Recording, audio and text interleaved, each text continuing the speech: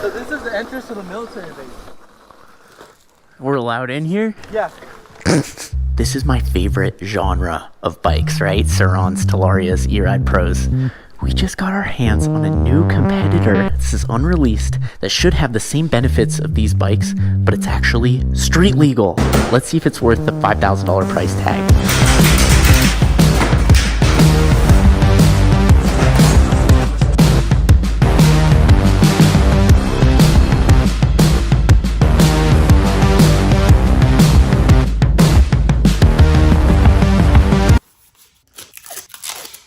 The XQi3 has arguably the most features of any bike I've reviewed.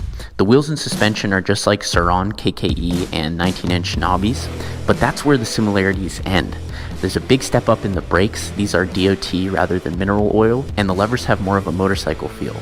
It's direct drive with no primary reduction, so it does have a gearbox with oil like the Talaria Sting. It's got a really wide swing arm, but very little clearance for the wheel. With such a wide swing arm, I wish you could fit a larger wheel. This is a 72 volt, 32 amp hour battery. They claim 47 miles per hour top speed, which is pretty slow for 72 volts. The biggest thing for me is that this bike is street legal. So you get a VIN, headlight, active brake light, turn signals, license plate mount with a light, and mirrors. It also has lights on the side and additional reflectors. The seat looks super comfortable and it lifts up to reveal the battery. Remove the latch and hit the electronic release button. You can also do this with the key or the phone app. One more latch holds down the battery, and you have to do this every time you charge the bike. That is a pain point for me. If I'm charging on the go, now I have my seat separate from the bike and I've got several more steps before and after charging. I'd love to see a charge port just on the side. To turn the bike on, you get 2 NFC cards, 1 NFC token, and 2 keys. The keys turn the bike on from under the seat, which is weird, so I'd rather use the NFC. And they said they're making gloves that hold the NFC token. That would be pretty cool and inconvenient. Just like a jet ski, it has a safety key that you can tie to your wrist. The bike will turn off if it's disconnected, and if you lose it, there is a spare under the seat. To put the bike in drive, you hold the brake and hit this button. Here you've got your signals, high beams, and horn. The Sport Eco switch is actually sick. It's very satisfying, and it changes the display color. It's green in Eco, red in Sport, and it shows your speed, battery life, headlight mode, and even estimates your range, which I've never seen before. It also reflects your throttle, which is cool, and they went even further by adding 2 trigger switches I've never seen on a bike like this. The right trigger activates turbo mode, which only lasts for a limited time, but the display tells you how much you have left and how long you have to wait before you can hit it again.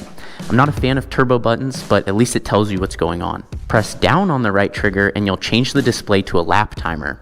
The second trigger on the left side starts, stops, and laps the timer. I can't imagine using this, but it's pretty cool. If you press down on the right trigger again, it switches to navigation, which I'll test on the ride. This bike has built-in GPS, so you can always see where it is on a map using the app. The app can track and log all your rides, turn the bike on and off, activate the alarm, and share access with other riders. If someone steals your bike and loads it into a truck, the alarm will still go off because it can tell it's moving with the GPS. These bikes are stolen all the time, so these anti-theft features and GPS tracking are always appreciated. It even has a fork lock and a USB-C charger I forgot to mention. This bike is loaded with features and it's street legal, but let's see how it rides. All right, we made it outside. We're riding with Jim today. He just got a brand new Talaria MX4. It looks so good. He's got these purple Lewis Tech brakes on there. And I've got the new bike. It's looking good. I got to give credits to New for making a bike that's within the same category of the Surrons, but without totally copying their design. I do notice a little bit of wiggle here. I actually like the way it looks. I'd probably remove the ring light. Oh yeah, one more feature here. You see how it just turned blue? That's when it notices my phone's in the area. Now I have keyless entry, so I can just... Never mind. I still got this. Boom. Those are very cool. Very cool. Thank you. Appreciate that. Thanks for lending the hoodie. All right. Super comfortable seat. Super cushy suspension. Super cushy. The bars feel pretty low. I feel like I'm leaning forward more than on a Surron. But display's cool. I like how it reacts to how much throttle you're giving it. This is full throttle in eco mode. Going 29 miles an hour. It's pretty quiet, nothing crazy. I'll turn it up into sport here. Sport. Okay, full throttle in sport. It's a little underwhelming, but there is a turbo mode. Let's put it into turbo mode here by pulling this trigger. Ultra boost is what they call it. Here we go. Oh, okay. That definitely gives it some more torque. We're going uphill as well, but for 72 volts, I was expecting more. I really was. So here it says the boost is done and you have to wait a certain amount of time before it can start over. I like the throttle curve a lot. I think it could be more powerful, but it's really smooth and intuitive on the throttle, which isn't always the case on these bikes out of the box. I gotta say, the stock Surron right out of the box, the throttle is not impressive. I'm smoking, Jim. Having trouble keeping up? No. I was in eco and you missed yeah, I switched to sport. Yeah, let's go. All right, let's do it. Okay, how is he faster than me? That was full throttle. No! So the Talaria Sting is $4,500. The Surron is $4,600. The E-Ride Pro is $4,800. So this is the most expensive bike in its class. And it's 72 volts, and it's meant for the street, but it's one of the slowest, which is interesting. And I'm also confident can be fixed with some kind of tune or something in the app. I do have it turned all the way up in the app. There's one slider that puts it into like ludicrous mode. But I gotta say, for 72 volts, I was expecting it to pick the wheel up, which it's not. This bike, I think the appeal for this bike isn't necessarily the performance. Not to say it's not a high-performing bike. It's the features. It's the fact that it's street legal. It's got the display. Oh, let's try the navigation. Press down here, so that's the lap timer. Okay, so that's pretty cool. So from my understanding is that this navigation uses the internal GPS on the bike to track where you're riding, and you don't, I was hoping you could go on the app and like pick a destination. See, I can barely keep up with Jim. I was hoping you could like pick a destination and it would show you your route here, but my understanding is that it tracks your route and it'll help you find your way back, which could be great off-roading. Although for a street bike, I'd like to see that actually have like Google Maps or Apple Maps integration, like it was CarPlay or something. The E-Ride Pro SS is $100 less expensive and you're going much faster. You're going 65 miles an hour instead of under 50. But that being said, this is the only street legal in the mix. I have the license, I don't have the registration or plates, but you're not getting this bike for the speed. You're getting it because you can ride it in the street. All right, Jim, I'm following you. I am curious though why it's a street bike but they send it with dirt wheels. All right, you count down. 3, 2, 1, go. Okay, now Jim's a little bit heavier than me, but it looks like right off the line in turbo mode I do have the get on the Talaria MX4, and I think the top speeds are almost identical between these two bikes. So okay, NIU XQi3. If that's right, it sounds like a BMW SUV model. This is a bike with a specific purpose, and it's to basically ride a Surron in the street with a plate. If you put the same lights and mirrors and plate mount on a Surron, would that make the Surron street legal or the Talaria? That's a question for your local DMV, but my guess is no, partially because of the VIN number. I know this bike has a full VIN number, and I also think the retailer, the manufacturer, needs to register a bunch of stuff with the US government to make these actually registerable, and I believe they're doing that for this bike. All right, it's the next day. We're going on an adventure. See, everyone's in the side lane and the bike lane. I'm in the street. This is street legal. Let's go. Come on. Dude, your helmet's so cool. Oh, I'm falling.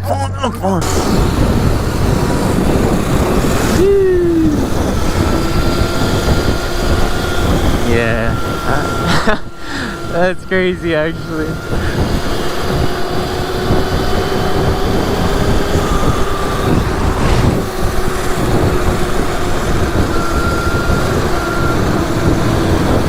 I gotta see one hand up and then hand drag.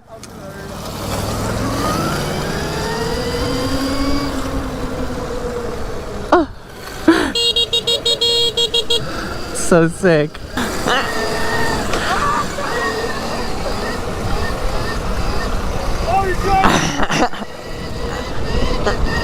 It's like so hard to wheelie. It feels good though, like the throttle and the brakes feels really good. I just can't keep it straight. It's funny, now I'm looking at these Surrons and I'm like, they're so naked. He doesn't even have a tail light. Obviously no plates or anything, but there is a difference between a Surron and a street legal, I think they're called homogenized bike. These have a lot more things poking out of it. It looks so naked ahead of me. We're going to an abandoned missile silo. How badass does that sound? So this is the entrance to the military base. We're allowed in here? Yeah. Whoa.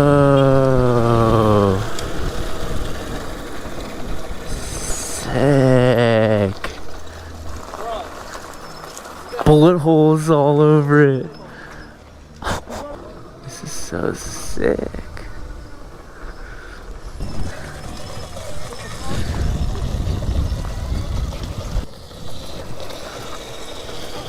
This is where the fucking missiles launch from. This would open up and they go. This used to be closed, and then like 4 of us grabbed this door. We literally like pulled it to the side. Yeah, all our bikes are gonna be gone when we come back out. This is crazy.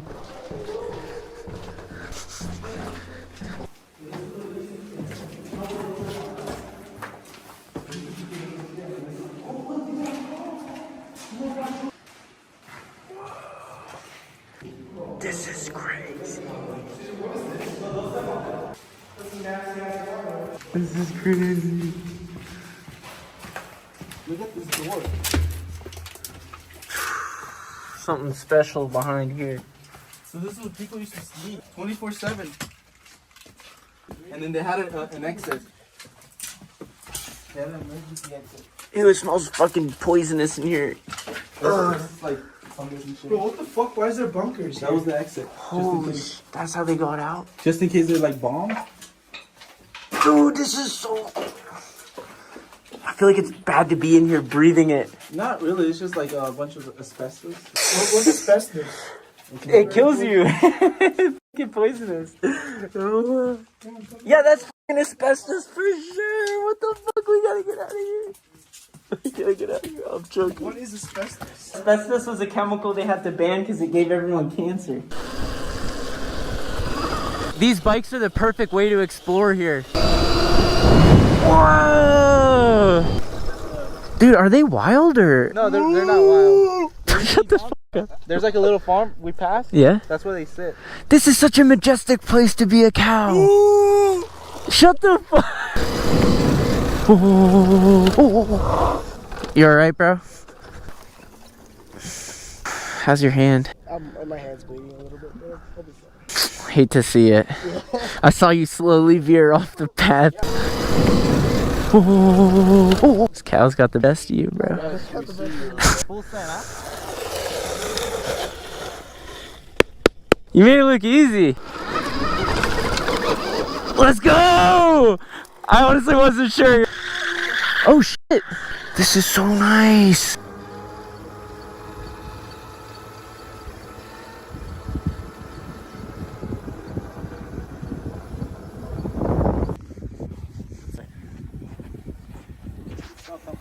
It is.